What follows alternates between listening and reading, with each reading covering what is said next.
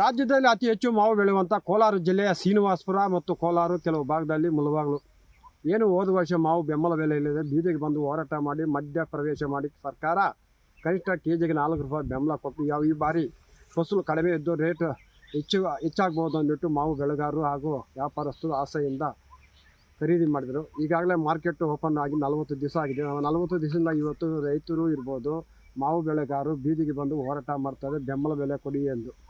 ಇವತ್ತು ಬೆಂಗಳೂರ 3 ರೂಪಾಯಿ 4 ರೂಪಾಯಿ ಮಾರಾಟ ಮಾಡ್ತಾ ಇದ್ದಾರೆ. ರಾಜಗಿರ, ನೀಲಮ್ಮು, ಅದೇ ಮಲ್ಲಿಕಾ, ಬಾದಾಮಿ ಗಿಡಗಳು ಏನು 18ರಿಂದ 25ವರೆಗೂ ಕ್ವಾಲಿಟಿ ಇರೋ ಕಾಯಿಗಳು ಮಾತ್ರ ಎತ್ಕೊಂಡಿದೆ. ಯಾವುದೇ ಜ್ಯೂಸ್ ಕಂಪ್ನಿಗಳವರು ಕೇವಲ 2 ರೂಪಾಯಿ 3 ರೂಪಾಯಿಗೆ ಬೆಂಗಳೂರು ತೋತಾಪುರಿಗಳು ಖರೀದಿ ಮಾಡ್ತಾಯಿದ್ದಾರೆ. ಈ ಒಂದು ಮಾವು ಒಂದು ಟ್ರ್ಯಾಕ್ಟ್ರಿಗೆ ಲೋಡ್ ಕಟಾವು ಮಾಡ್ಕೊಂಡು ಮಾರ್ಕೆಟ್ಗೆ ಹೋಗಬೇಕಾದ್ರೆ ಕನಿಷ್ಠ 8ರಿಂದ 9 ಸಾವಿರ ರೂಪಾಯಿ ಖರ್ಚು ಬರ್ತಾಯಿದೆ. ಟ್ರಾನ್ಸ್ಪೋರ್ಟ್ ಚಾರ್ಜು ಬರ್ತಾ ಇಲ್ಲ.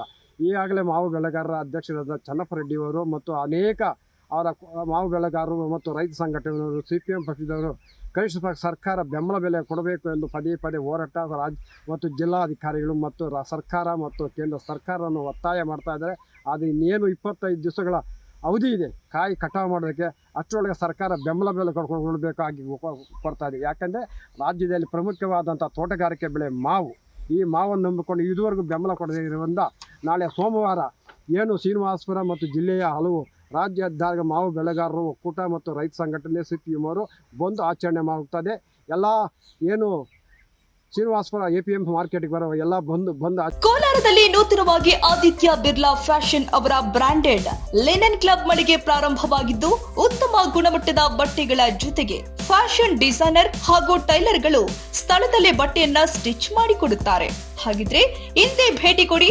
ವಿಳಾಸ ಭೈರೇಗೌಡ ನಗರ, ಬೆಮ್ಮಲ್ ಲೇಔಟ್, ಕೋಲಾರ ಬಂಗಾರಪೇಟೆ ಮುಖ್ಯ ರಸ್ತೆ, ಕೋಲಾರ ಟೌನ್. ಆಚರಣೆ ಮಾಡಿ ಬೆಳಗ್ಗೆ 6ರಿಂದ 5 ಗಂಟೆವರೆಗೂ ದಯಮಾಡಿ ಹೇಳ್ತಾ ಇದ್ದೇನೆ.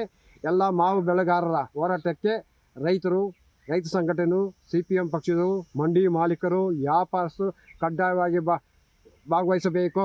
ಇದು ಒಬ್ಬರು ವಿಚಾರ ಅಲ್ಲ, ಲಕ್ಷಾಂತರ ಮಂದಿ ಮಾವು ಬೆಳೆಗಾರರ ನೋವು. ಆದ್ದರಿಂದ ನಾಳೆ ಸೋಮವಾರ ಬೆಳಗ್ಗೆ 7 ಗಂಟೆಗೆ ಬಂದು ಆಚರಣೆ ಆಗ್ತದೆ. ಸರ್ಕಾರ ಬೆಂಬಲ ಬೆಲೆ ಕೊಡುವ ತನಕ ಈ ಹೋರಾಟ ನಿಲ್ಲೋದಿಲ್ಲ. ಆದ್ದರಿಂದ ಈಗಾಗಲೇ ಮಾನ್ಯ ಜಿಲ್ಲಾಧಿಕಾರಿಗಳು ಮುನ್ನೆಚ್ಚರಿಕೆಯಾಗಿ ಹಾಗೂ ಸರ್ಕಾರದ ಯಾವುದೇ ಪಕ್ಷ, ಯಾವುದೇ ರಾಜಕಾರಣಿಗಳಿರ್ಬೋದು, ರೈತರ ಮಾವು ಬೆಳೆಯನ್ನು ನಂಬಿಕೊಂಡಿರುವಂಥಕ್ಕೆ ಅನ್ಯಾಯ ಮಾಡದೆ ಮುಂದೆ ನಿಮ್ಮ ಸರ್ಕಾರ ಉಳುವುದು ಖಂಡಿತ.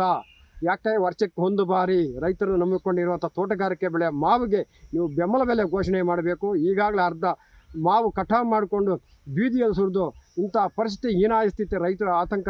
ಒಂದು ಕಡೆ ಮಳೆ ಇಲ್ಲ ಅಂಥ ಪರಿಸ್ಥಿತಿಯಲ್ಲಿ ಸರ್ಕಾರ ಮುನ್ನೆಚ್ಚರಿಕೆಯಾಗಿ ಮಾವು ಬೆಳೆಗಾರರ ಕಡೆ ಗಮನ ಹರಿಸಬೇಕು. ಈ ಜಿಲ್ಲೆ ಯಾವುದೇ ಶಾಸಕರು, ಯಾವುದೇ ಪಕ್ಷದವರು ಇರ್ಬೋದು ಮತ್ತು ರಾಜ್ಯದ ಮುಖ್ಯಮಂತ್ರಿಗಳಾದಂಥ ಏನು DK ಶಿವಕುಮಾರ್ ಅವರೇ ನಿಮ್ಮ ಜಿಲ್ಲೆಯಲ್ಲಿ ಮಾವು ಬೆಳೀತಾ ಇದ್ರಿ.